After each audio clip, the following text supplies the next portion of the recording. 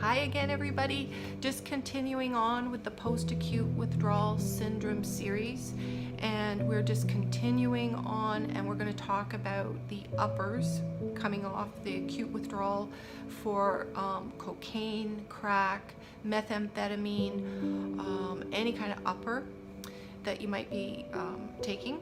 So the neurotransmitter that is affected with uppers is dopamine. So what is dopamine? Dopamine is the neurotransmitter that gives us drive and energy and that ability to go forth and get things, the ability to be motivated and want to get something, sort of want to get, like, kill the animal to get the food, or get the partner, female or male, to have the sex, or that kind of motivation. So what happens when we stop taking crack or cocaine or any kind of upper is that we get really decreased levels of the dopamine. So we get no drive, we get no energy, we have no motivation to get off the couch to do anything. We get just kind of like flat. And other things we get with cocaine or crack withdrawal, we get a lot of mood swings and fluctuations in energy and moods, and our emotional regulation is pretty much out the window. We don't really have any.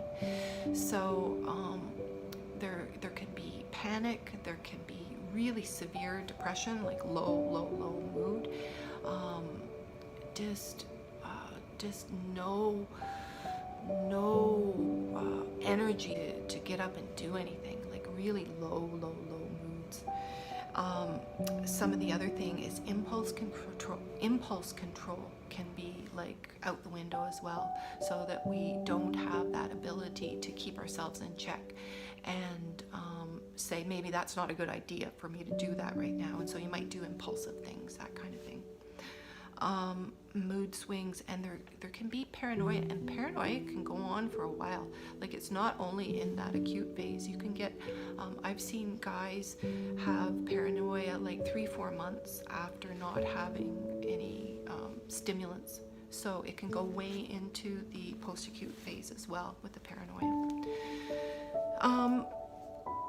So that's kind of the uppers and symptoms that we can see with that, and the affecting our dopamine. So I'm just going to go on with the other drugs. So benzodiazepines. Benzodiazepines are another drug that we can have withdrawal symptoms from and go through acute withdrawal. Now, back in the 60s and the 70s and even the 50s and probably the 40s too, they were giving out, the doctors were prescribing benzodiazepines like quite a bit, and they were like the preferred drug for anxiety or depression or any kind of panic or anything, and they still have a place for those things, but they were really prescribed highly back then. And then they noticed that people were getting addicted, and benzodiazepines, just like alcohol, affect our GABA neurotransmitters. So remembering that the GABA is very globally widespread around the brain, and so what happens is that we get this relaxation of the central nervous system when we're taking the benzodiazepines, and then when we stop taking them, the panic and the anxiety and the depression and all that stuff can just come right back up. So what happens is that doctors and people in general weren't being successful of going cold turkey off benzodiazepines.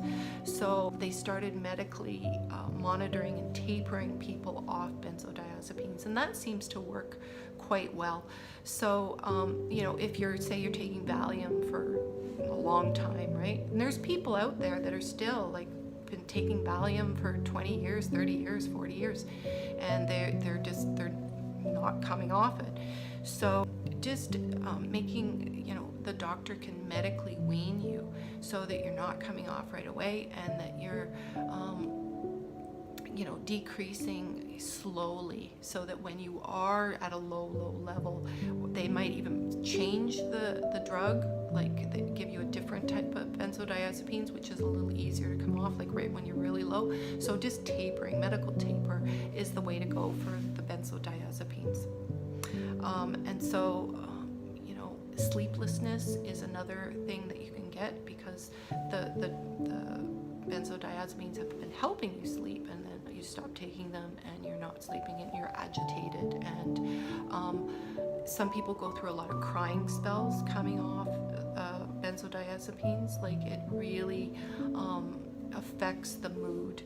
It affects the ability to regulate your own mood. So that's why the slow and steady is really important. And to put other supports in there as well, because maybe you need a group for support, whether it's AA, NA, a Smart Recovery, a psychotherapy group that might be run out of your hospital or health authority or whatever it is, right? Getting that support might be really good, or seeing a counselor, or just getting the support of good friends, right? Having that peer support group, other people that might be going through this, is really, really important. So the next one we're going to talk about is antidepressants. So antidepressants, they've been widely prescribed for many, many years now, and so there's a few main ones. So SSRIs, which are selected serotonin reuptake inhibitors, and SNRIs, which is serotonin norepinephrine reuptake inhibitors.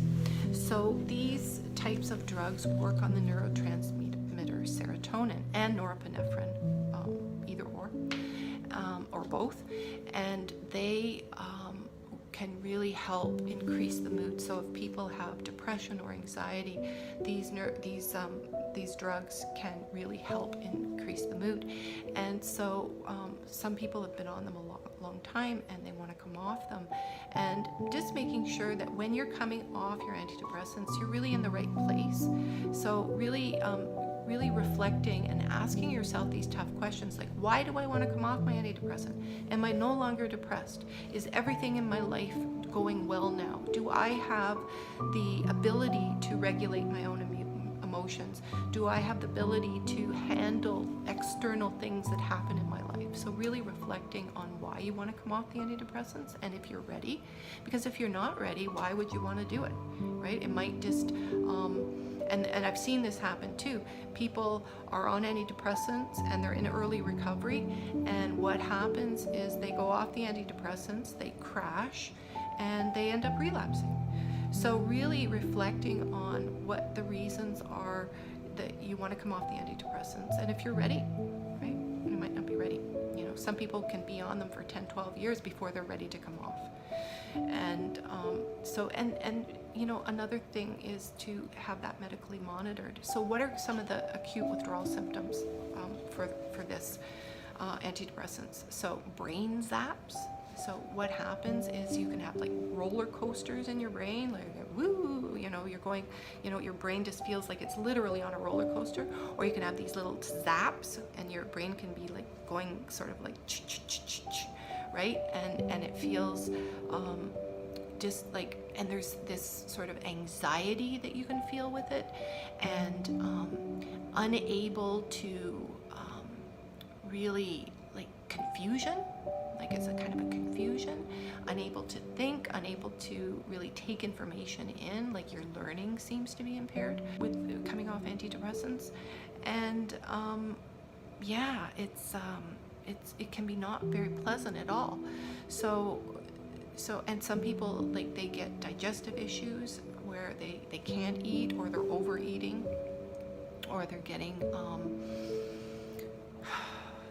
some people get diarrhea, stomach upset, that kind of thing. So those are kind of the symptoms for antidepressants. And also people get tremors and the shakes where they're just really, really anxious again. So a medical taper is usually the preferred way.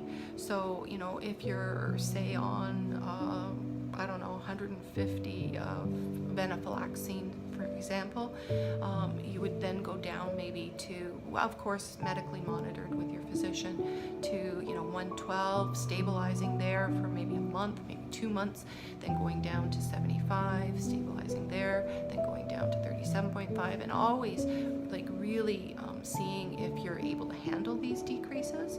Because if you start to panic, if you start to go into depression, if you start to feel anxious or whatever, maybe you should go up a little bit and work on some of your stuff before coming down again. So these are some of the things to consider. So those are kind of the acute phases of sort of the broad drug groupings. And in our next video, we're going to talk about the symptoms of post-acute withdrawal and kind of what to do to get through it, things that can help you get through it. And I look forward to seeing you in the next video. Thanks so much.